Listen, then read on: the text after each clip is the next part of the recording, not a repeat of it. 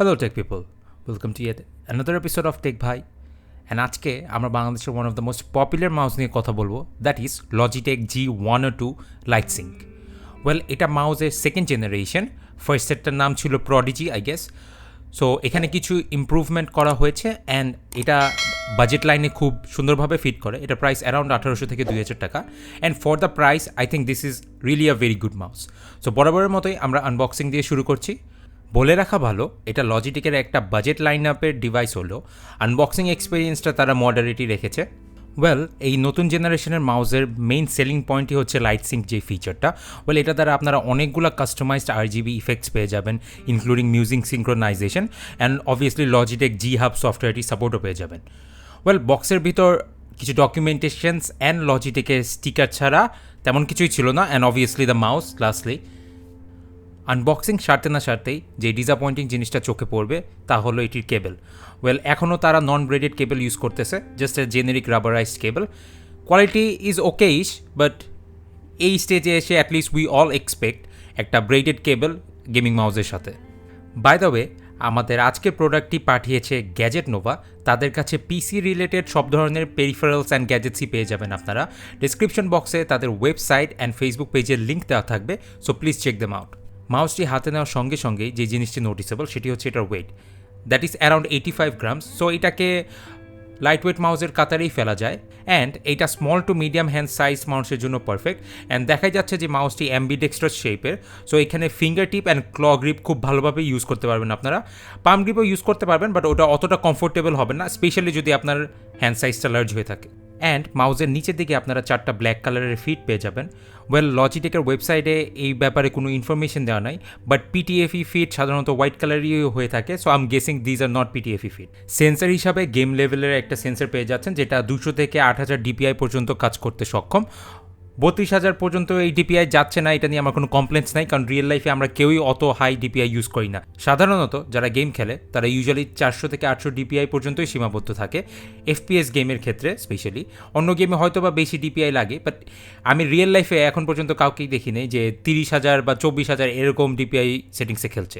So I think ওই ফিচারটা না থাকা এখানে নেগেটিভ ইস্যু না, যেহেতু এটা একটা বাজেট রেঞ্জের মাউস। আরেকটা জিনিস, মাউসটা অ্যাম্বিডেক্সট্রাস শেপের হলেও যারা লেফট হ্যান্ডেড ইউজার আছে তারা ইউজ করতে পারবে না, কারণ হচ্ছে যে রাইট হ্যান্ড সাইডে কোনো সাইড বাটনস দেওয়া নেই।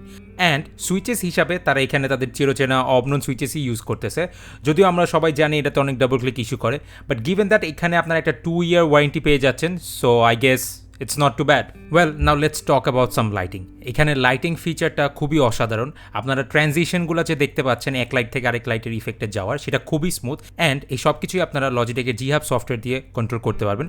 শুধু লাইটই না, যে কোনো বাটন প্রোগ্রাম করা বা কোনো বাটন ডিসেবল করা বা একটা আরেকটার সাথে রিম্যাপ করা, ইনফ্যাক্ট ম্যাক্রো সেট করা, সবই আপনারা লজিটেক জি হাব সফটওয়্যার দিয়ে করতে পারবেন।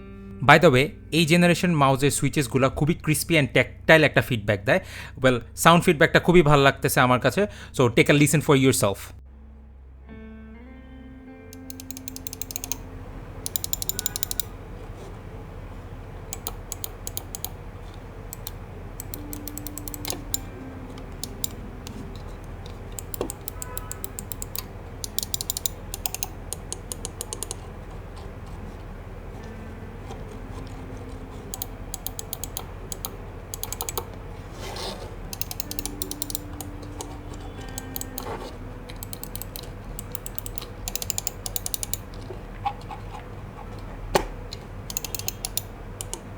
অলরাইট, মাউসের গ্রিপ নিয়ে যে কথাটা বলেছিলাম, যে আপনার হ্যান্ড যদি স্মল থেকে মিডিয়াম সাইজের হয় তাহলে আপনি তিনোটা গ্রিপই ইউজ করতে পারবেন।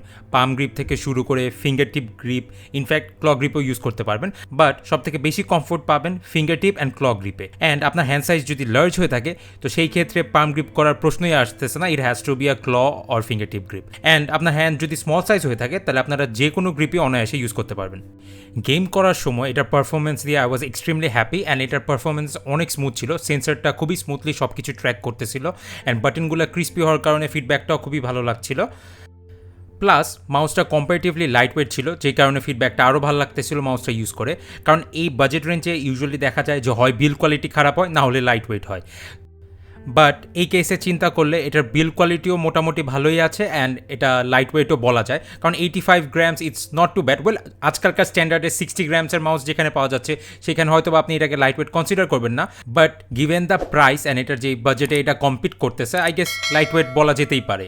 অ্যান্ড মাউসটা সেই ক্লাসিক এগ শেপ ডিজাইন হওয়ার কারণে যে কোনো হ্যান্ড সাইজে বা যেই টাইপেই আপনি গ্রিপ করেন না কেন অনেক বেশি কমফোর্টেবল লাগতেছিল লং আওয়ার্স গেমিং সেশনের পরও।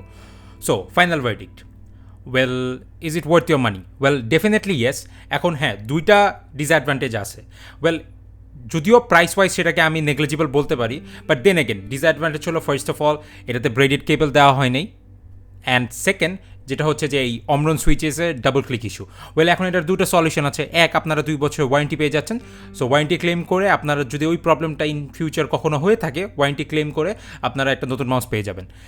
আর আরেকটা সলিউশন হচ্ছে যদি ওয়ারেন্টি শেষ হয়ে যায় এখন আপনারা আলাদা সুইচ কিনতে পাওয়া যায়, সুইচ কিনে ওয়ার্কশপ আছে যারা আপনাকে সুইচগুলো রিপ্লেস করে দিবে, 400-500 টাকার মধ্যে হয়ে যাবে। সো আই গেস সব কিছু মিলিয়ে this mouse is worth every Penney. So ভিডিওটি ভালো লেগে থাকলে do like, share and subscribe to our channel and will see next time. Tata.